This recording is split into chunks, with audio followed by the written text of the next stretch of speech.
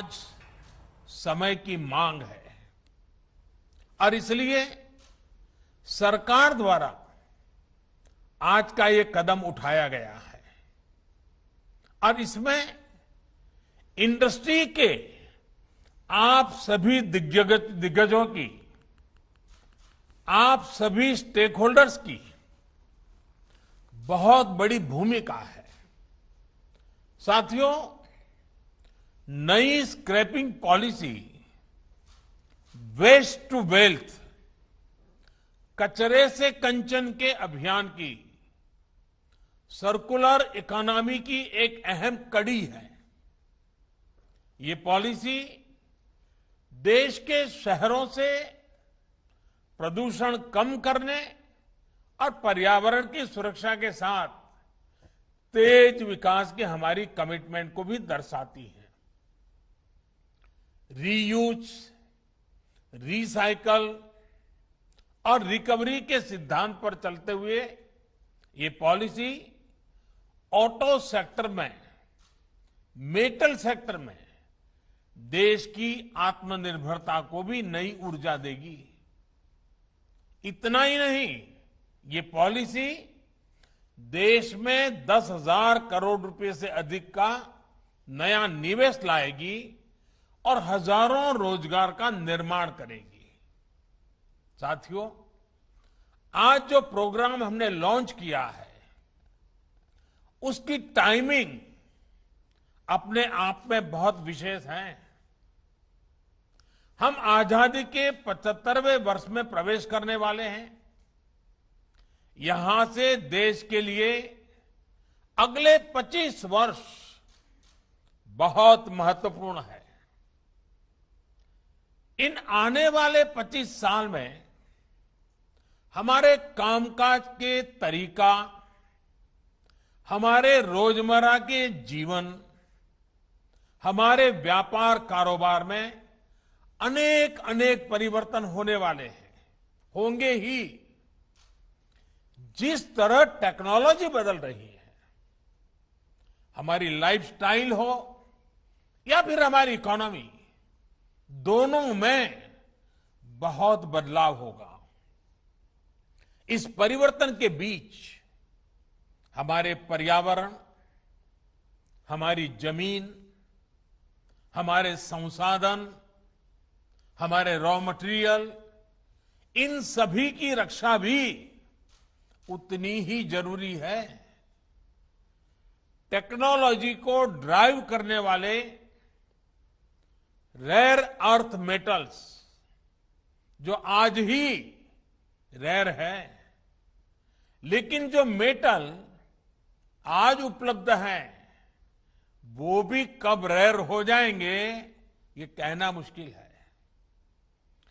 भविष्य में हम टेक्नोलॉजी और इनोवेशन पर तो काम कर सकते हैं, लेकिन जो धरती माता से हमें संपदा मिलती है वो हमारे हाथ में नहीं है।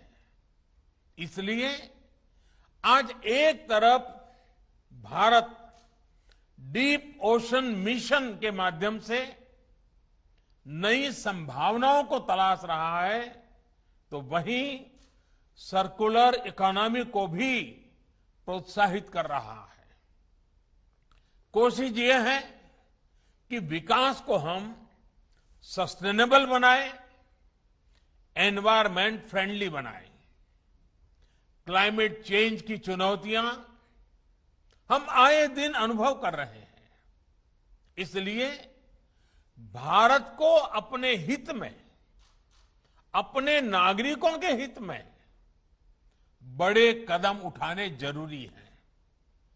इसी सोच के साथ बीते सालों में एनर्जी सेक्टर में अभूतपूर्व काम हुआ है। सोलर और विंड पावर हो या फिर बायोफ्यूल, आज भारत दुनिया में अग्रणी देशों में शामिल हो रहा है। वेस्ट टू वेल्थ का एक बहुत बड़ा अभियान चलाया जा रहा है। इसको स्वच्छता से भी जोड़ा गया है और आत्मनिर्भरता से भी जोड़ा गया है। बल्कि आजकल तो हम सड़कों के निर्माण में वेस्ट का बड़ी मात्रा में उपयोग कर रहे हैं। सरकारी बिल्डिंग, गरीबों के लिए घर के निर्माण में भी रिसाइकलिंग को प्रोत्साहित किया जा रहा है। साथियों, ऐसे ही अनेक प्रयासों में आज ऑटोमोबाइल सेक्टर का नाम भी जुड़ गया है।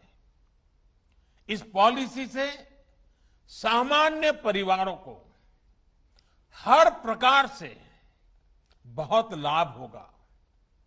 सबसे पहला लाभ तो ये होगा कि पुरानी गाड़ी को स्क्रैप करने पर एक सर्टिफिकेट मिलेगा।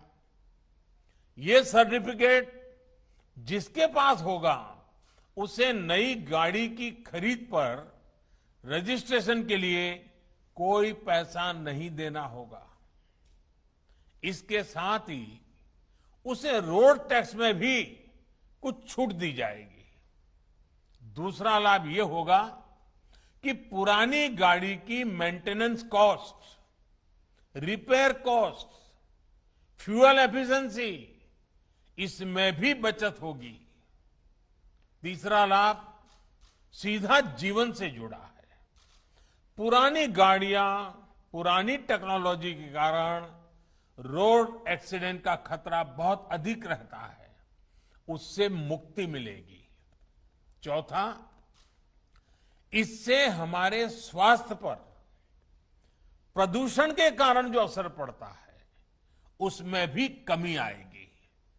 और सबसे बड़ी बात यह है कि इस पॉलिसी के तहत गाड़ी सिर्फ उसकी एज देखकर ही स्क्रैप नहीं की जाएगी। गाड़ियों का वैज्ञानिक तरीके से ऑथोराइज ऑटोमेटेड टेस्टिंग सेंटर्स पर फिटनेस टेस्ट होगा। अगर गाड़ी अनफिट होगी तो वैज्ञानिक तरीके से स्क्रैप किया जाएगा। इसके लिए देश भर में जो रजिस्टर्ड व्हीकल स्क्रैपिंग फैसिलिटीज बनाई जाएगी वो टेक्नोलॉजी ड्रिवन हो, ट्रांसपेरेंट हो, ये भी सुनिश्चित किया जाएगा। साथियों, फॉर्मल स्क्रैपिंग पर क्या लाभ होता है, गुजरात ने तो उसे साक्षात अनुभव किया है और अभी नितिन जी ने भी इसका वर्णन किया। गुजरात के अलंग को शिप रिसाइकलिंग हब के रूप में जाना जाता है। अलंग दुनिया की शिप रिसाइकलिंग इंडस्ट्री में अपनी हिस्सेदारी तेजी से बढ़ा रहा है। शिप रिसाइकलिंग के इस इंफ्रास्ट्रक्चर ने यहां रोजगार के हजारों नए अवसर तैयार किए हैं। इस पूरे क्षेत्र में इंफ्रास्ट्रक्चर भी है और कुशल स्किल्ड मैनपावर भी है। ऐसे में जहाजों के बाद गाड़ियों की स्क्रैपिंग का भी ये बहुत बड़ा हब बन सकता है। साथियों, स्क्रैपिंग पॉलिसी से पूरे देश में स्क्रैप से जुड़े सेक्टर को नई ऊर्जा मिलेगी, नई सुरक्षा मिलेगी। विशेष रूप से स्क्रैपिंग से जुड़े जो हमारे कामगार हैं, जो छोटे कारोबारी हैं, उनके जीवन में बहुत बड़ा बदलाव आएगा। इससे कामगारों को सुरक्षित माहौल मिलेगा, संगठित क्षेत्र के दूसरे कर्मचारियों जैसे लाभ भी उनको मिल पाएंगे। इतना ही नहीं, स्क्रैप का काम करने वाले छोटे कारोबारी ऑथोराइज स्क्रैपिंग सेंटर्स के लिए कलेक्शन एजेंट्स का काम भी कर सकते हैं। साथियों, इस प्रोग्राम से ऑटो और मेटल इंडस्ट्री को बहुत बड़ा बूस्ट मिलेगा। बीते साल ही हमें लगभग 23,000 करोड़ रुपए का स्क्रैप स्टील इंपोर्ट करना पड़ा है, क्योंकि भारत में जो अभी तक स्क्रैपिंग होती है वो प्रोडक्टिव नहीं है। एनर्जी रिकवरी ना के बराबर है। हाई स्ट्रेंथ स्टील एलॉय की पूरी वैल्यू नहीं निकल पाती और जो कीमती मेटल है उनकी रिकवरी भी नहीं हो पाती। अब जब एक साइंटिफिक टेक्नोलॉजी आधारित स्क्रैपिंग होगी तो हम रेयर अर्थ मेटल्स को भी रिकवर कर पाएंगे। साथियों, आत्मनिर्भर भारत को गति देने के लिए भारत में इंडस्ट्री को सस्टेनेबल और प्रोडक्टिव बनाने के लिए निरंतर कदम उठाए जा रहे हैं। हमारी ये पूरी कोशिश है कि ऑटो मैन्युफैक्चरिंग से जुड़ी वैल्यू चेन के लिए जितना संभव हो उतना कम हमें इंपोर्ट पर निर्भर रहना पड़े, लेकिन इसमें इंडस्ट्री को भी थोड़े एक्स्ट्रा एफर्ट्स की जरूरत है। आने वाले 25 साल के लिए आपके पास भी आत्मनिर्भर भारत का एक स्पष्ट रोड मैप होना चाहिए। देश अब क्लीन, कंजेशन फ्री और कन्वीनियंट मोबिलिटी की तरफ बढ़ रहा है। इसलिए पुरानी अप्रोच और पुरानी प्रैक्टिसेस को बदलना ही होगा। आज भारत सेफ्टी और क्वालिटी के हिसाब से ग्लोबल स्टैंडर्ड्स अपने नागरिकों को देने के लिए प्रतिबद्ध है। BS4 से BS6 की तरफ सीधे ट्रांजिशन के पीछे यही सोच है। साथियों, देश में ग्रीन और क्लीन मोबिलिटी के लिए सरकार रिसर्च से लेकर इंफ्रास्ट्रक्चर तक हर स्तर पर व्यापक काम कर रही है। इथेनॉल हो, हाइड्रोजन फ्यूल हो या फिर इलेक्ट्रिक मोबिलिटी, सरकार की इन प्राथमिकताओं के साथ इंडस्ट्री की सक्रिय भागीदारी बहुत जरूरी है।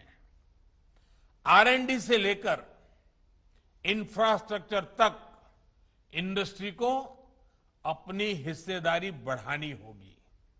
इसके लिए जो भी मदद आपको चाहिए वो सरकार देने के लिए तैयार है।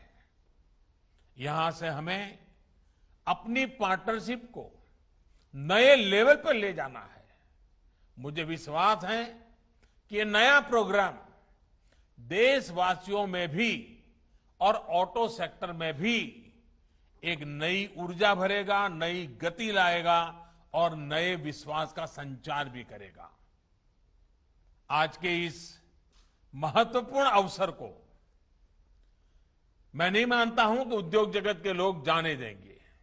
मैं नहीं मानता हूं कि पुरानी गाड़ियों को ढोने वाले लोग इस अवसर को जाने देंगे।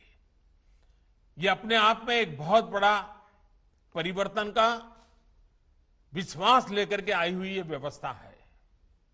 आज गुजरात में इस कार्यक्रम को लॉन्च किया गया है, इस पॉलिसी को लॉन्च किया गया है और गुजरात का तो वैसे भी और हमारे देश में भी सर्कुलर इकोनॉमी शब्द नया आया होगा, लेकिन हम लोग तो जानते हैं कि अगर कपड़े पुराने होते हैं तो हमारे घरों में दादी माँ उसमें से ओढ़ने के लिए रजाई बना देती है।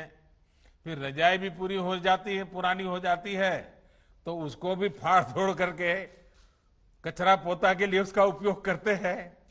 यानी रिसाइकलिंग क्या कहते हैं, सर्कुलर इकोनॉमी क्या कहते हैं, वो भारत के जीवन में नई नहीं है। हमें बस वैज्ञानिक तरीके से इसको आगे बढ़ाना है और वैज्ञानिक तरीके से आगे बढ़ाएंगे तो मुझे विश्वास है कि कचरे में से कंचन बनाने के इस अभियान में हर कोई शरीक होगा और हम भी और नई नई चीजें आविष्कार करने की दिशा में सफल होंगे। मैं फिर एक बार आप सबको बहुत बहुत शुभकामनाएं देता हूं। बहुत बहुत धन्यवाद।